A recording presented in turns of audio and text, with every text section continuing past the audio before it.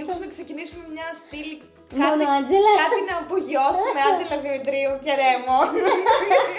Άσε, γιατί πιάσαμε και το κάτι να γιώσουμε το Ρέμο. Αλλά δεν ήσουν εσύ, ήταν Δεν δράση. υπήρχε περίπτωση εγώ να κουμπίσω τον. Κοίτα, και εγώ ένιωσα πολύ άσχημα. Παρένθεση, ένιωσα πολύ άσχημα Όχι, που όχι, πιάσαμε όχι. αυτό το τραγούδι. Ποτέ. Ποιο τραγούδι? Μα δεν τελειώσαμε. Όχι, όχι, δεν Θέλετε υπάρχει. να πάτε να το δείτε.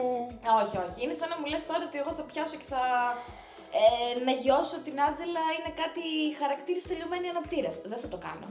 Κομματάρα που θα Αυτός πρέπει να γιώσουμε. δεν υπάρχει- Παρ' όλα αυτά. Να το απογειώσουμε, αυτό Όχι. λέω. Όχι, αυτά έχουν μηνύματα πολύ βαθιά περασμένα λάθος που μας έχουν περάσει. Τι λες καλέ? Καλά, ωραία, θα το κάνουμε μετά, με το νέο χρόνο. Θα κάνουμε Άντζελο τελειωμένοι αναπτήρες, χαρακτήρες, πώς λέγεται. Αυτό Δεν θα θυμάμαι πώς κάνουμε. λέγεται, ναι. Ναι, θα το κάνουμε. Μ' αγαπάει, δεν μ' αγαπάει. Ναι. Α, η ανασφάλεια η ίδια, don't get me started. Αφού μου δώσε τις μαργαριτούλες για να δει αν την αγαπάει. Ακόμα χειρότερα, γιατί δεν χαλάσει τον λουδάκι του Ναι, καημένο. και εγώ το έχω κάνει με τη μαργαριτούλα.